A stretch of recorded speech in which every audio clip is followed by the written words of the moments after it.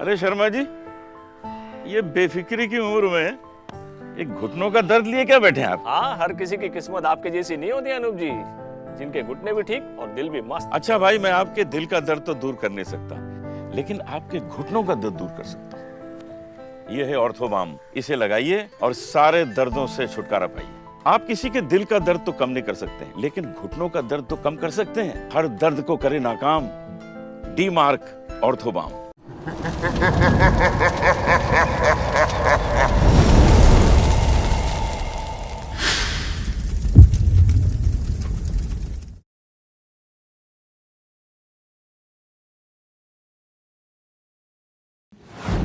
Happy new year Mary.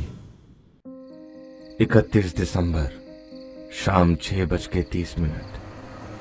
Mary हाथ में एक वाइन की बोतल लिए लिकर शॉप के बाहर खड़ी टैक्सी को रोकने की कोशिश कर रही थी। उसके चेहरे से साफ जाहिर था कि उसका घर पे कोई इंतजार कर रहा है, पर साल की आखिरी शाम होने के कारण सभी ऑटो टैक्सी वालों को अपने अपने घर जाने की जल्दी थी।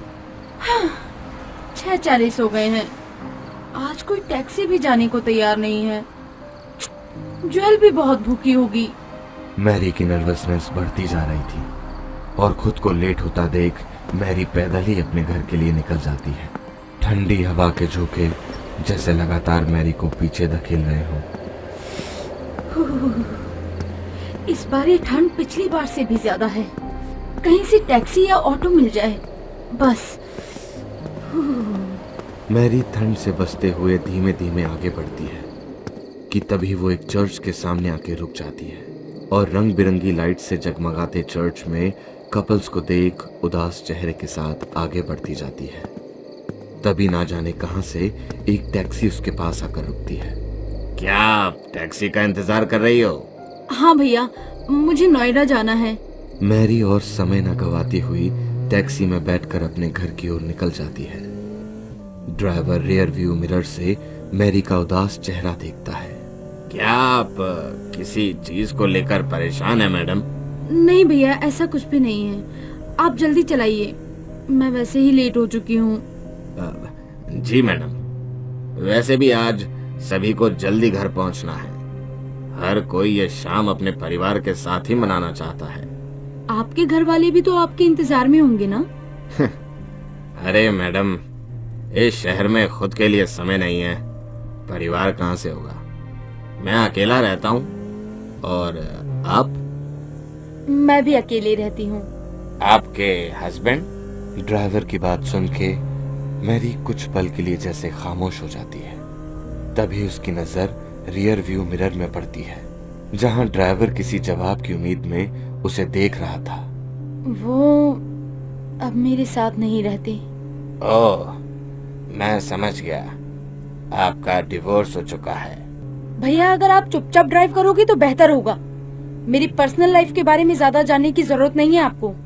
मैरी को गुस्से में देख ड्राइवर एकदम शांत हो जाता है और कुछ ही मिनटों में वो मैरी के घर पहुंच जाते हैं। मैरी टैक्सी से उतरकर हड़बड़ी में अपने पर्स में पैसे ढूंढने लगती है, जैसे उसे घर पहुंचने की बहुत जल्दी हो। तभी ड्राइवर मैरी को एक अजीब सी मुस्कान देके रोकता है। अरे मैडम, रहने दीजिए, ये साल की आखिरी शाम है और मेरी भी आखिरी शिफ्ट है, आप रहने दीजिए। ड्राइवर का यह दयालुपन देख मैरी की नर्वसनेस जैसे शांत हो जाती है। तभी वो ड्राइवर अपनी साइड सीट पे पड़ा एक गिफ्ट बॉक्स मैरी को देते हुए बोलता है, मैरी, हैप्पी न्यू ईयर। अपना नाम सुनकर मैरी पल भर के लिए जैसे वहीं रुक जाती है। फिर बिना कुछ सोचे समझे वो बॉक्स ड्राइवर के हाथ से ले लेती है और ड्राइवर हंसता हुआ वहां से निकल जाता है। मैरी जल्दबाजी में लाइट्स ऑन करते ही सीधा किचन में जाती है और बैग में से वाइन की बोतल और 2 कैन निकाल के उन्हें जल्दी से खोलने लगती है। तभी उसकी बिल्ली ज्वेल ऊपर स्लैब पर आ जाती है और कैन से सीधा खाने लगती है। अरे शर्मा जी, ये बेफिक्री की उम्र में एक घुटनों का दर्द लिए क्या बैठे हैं आप? हाँ, हर किसी की किस्मत आपके जैसी नहीं होती अनूप जी, जिनके घुटने भी ठीक और दिल भी मस्त। अच्छा भाई, मैं आपके दिल का दर्द तो दूर कर नहीं सकता, लेकिन आपके घुटनों का दर्द दूर कर सकता हूँ। ये है ऑर्थोबाम, इसे लगाइए और सारे दर्दों से छुटकारा पाइए। आप किसी के दिल का दर्द तो कम नहीं कर सकते हैं, लेकिन घुटनों का दर्द तो कम कर सकते हैं। हर दर्द को करे नाकाम, D Mark Orthobam. Happy new year Joel. Mary wine के 2 ग्लास, बोतल और वो बॉक्स उठाकर सीधा अपने हॉल में चली जाती है, जहां उसके हस्बैंड जोसेफ की फोटो लगी है।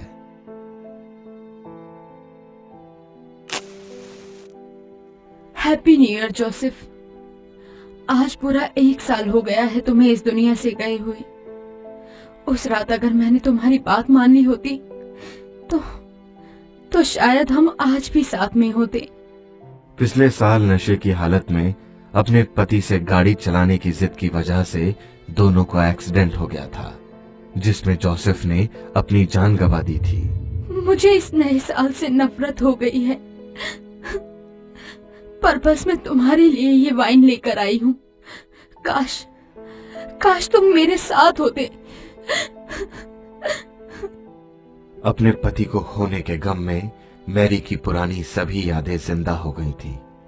अपने गम को संभालने के लिए मैरी एक झटके में पूरा ग्लास खत्म कर देती है, और तभी उसकी नजर उसके साथ में पड़े बॉक्स पर जाती है। ये बॉक्स, इसे तो मैं भूल ही गई थी। जोसेफ, वो ड्राइवर भी ना कमाल का था। पैसे भी नहीं लिए और मुझे न्यू ईयर विश करके ना जाने कहां गायब हो गया। पर इसमें आखिर है क्या? बॉक्स में क्या है, इस बात को जानने की इच्छा से मैरी वो बॉक्स को खोलने लगती है कि तभी उसकी विंडो पर एक आवाज होती है। ये कौवा कहां से आ गया? अगर ये ऐसे ही ठंड में बाहर रहा तो ये ठंड से मर जाएगा। मैरी बॉक्स को साइड में रखकर जल्दी से पहले विंडो खोल देती है, और जमा देने वाली ठंडी हवा सीधा उसके चेहरे पर आकर लगती है, और अगले ही पल वो कौवा अंदर आ जाता है। ये क्या है? मैरी उस कार्ड को पढ़ती है, जिस पर लिखा था, इस अंगूठी को पहनने वाले की 2 इच्छाएं पूरी होंगी, सोच समझ कर मांगना। ये क्या बकवास है? ऐसे अगर कोई अंगूठी इच्छा पूरी कर सकती तो ना जाने कितनों की जिंदगी बदल जाती। मैरी उस अंगूठी को वापस बॉक्स में रखकर वाइन पीने लगती है।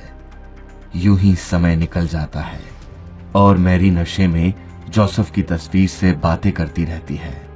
जोसेफ, ये 1 साल मैंने तुम्हारे बिना कैसे निकाला है, ये तो बस मैं ही जानती हूँ। आज इस साल की आखिरी शाम है। काश कि मैं तुमसे एक बार बात कर पाती। इतना बोलकर मैरी रोने लगती है। तभी वो कौवा जोरों से अपने पंख फड़फड़ाता हुआ काऊ काऊ करने लगता है, और मैरी के पास पड़ी उस रिंग के साथ आकर बैठ जाता है। क्या ये अंगूठी सच में इच्छा पूरी कर सकती है?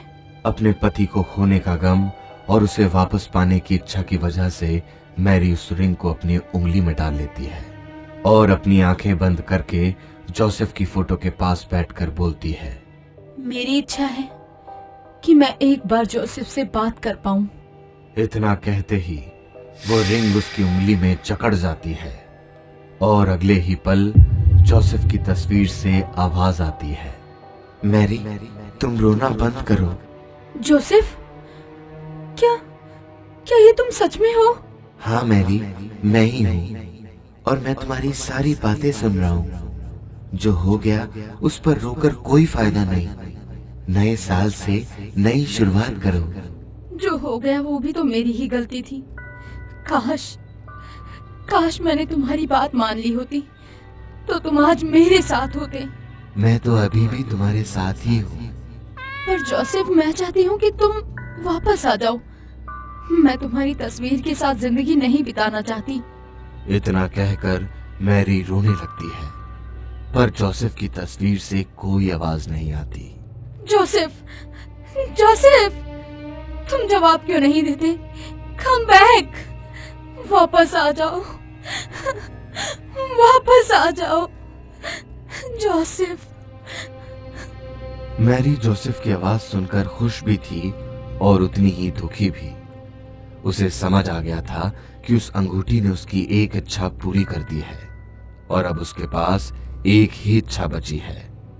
तभी वो कौवा फिर से जोर जोर से शोर मचाने लगता है और फड़फड़ाते हुए इधर उधर उड़ने लगता है। मैरी को कुछ समझ नहीं आता। इतने में ज्वेल उस कौवे को पकड़ने की कोशिश करने लगती है और दोनों अंदर कमरे में चले जाते हैं।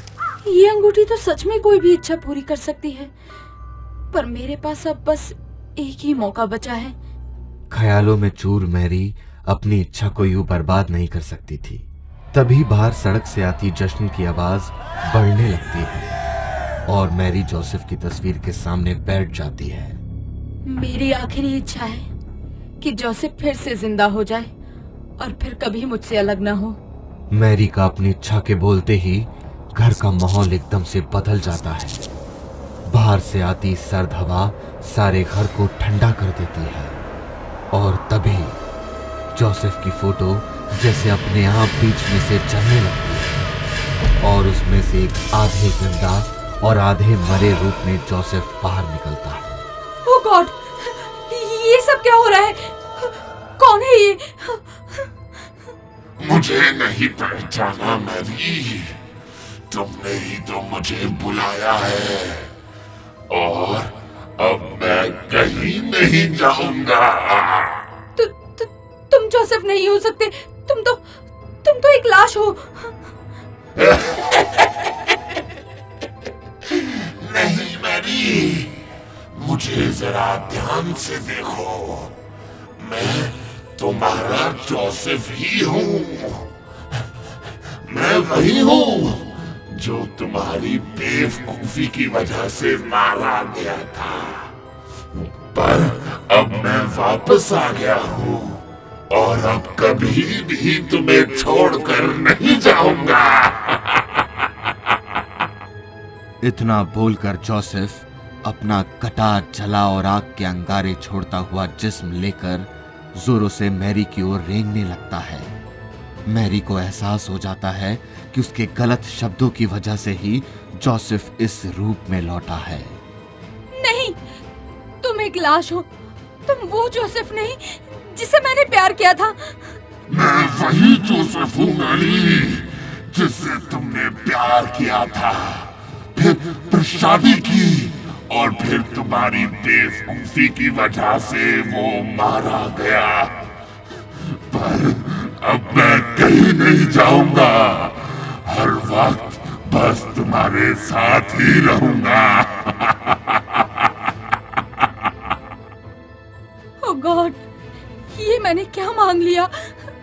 तुम यहाँ से वापस चले जाओ। वापस चला जाऊं? ये मुमकिन नहीं है। तुमने अपनी दोनों इच्छाओं को मांग लिया है, अब मैं हमेशा तुम्हारे साथ रहूंगा। इतना बोलकर जोसेफ अपने जलते अंगारे छोड़ते जिस्म के साथ मैरी को गले लगाने लगता है कि तभी ज्वेल जोसेफ पे न जाने कहां से आके हमला कर देती है और मैरी अपनी जान बचाने के लिए वहां पड़ा चाकू उठा लेती है। ज्वेल को जलते देख मैरी अपना आपा खो बैठती है और चाकू से जोसेफ पर हमला कर देती है। वो लगातार जोसेफ पर चाकू से हमला करती जाती है पर उसे कुछ भी नहीं होता और गुस्से में जोसेफ मैरी पर भयंकर रूप से चिल्लाता है, मैरी मैरी मैरी, तुम कितनी भी कोशिश कर लो, अब मैं वापस नहीं लौट सकता। ये तुम्हारी आखिरी इच्छा थी, अब हम हमेशा साथ ही रहेंगे। Happy new year Mary.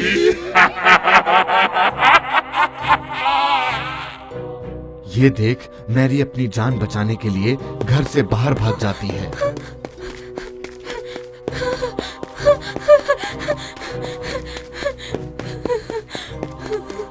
Mary अपनी जान बचाते हुए बस भागती चली जाती है पर उसकी मदद के लिए कोई भी नहीं मिलता।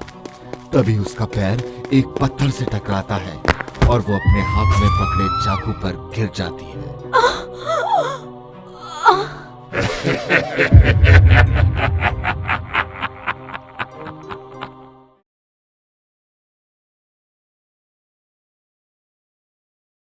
अगर आपको हमारे वीडियोस पसंद आ रहे हों तो इन्हें लाइक करें, चैनल सब्सक्राइब करें और हमारे कार्टून शो सबसे पहले देखने के लिए बेल आइकन दबाना ना भूलें। आप किसी के दिल का दर्द तो कम नहीं कर सकते हैं, लेकिन घुटनों का दर्द तो कम कर सकते हैं। हर दर्द को करे नाकाम डी मार्क ऑर्थोबाम।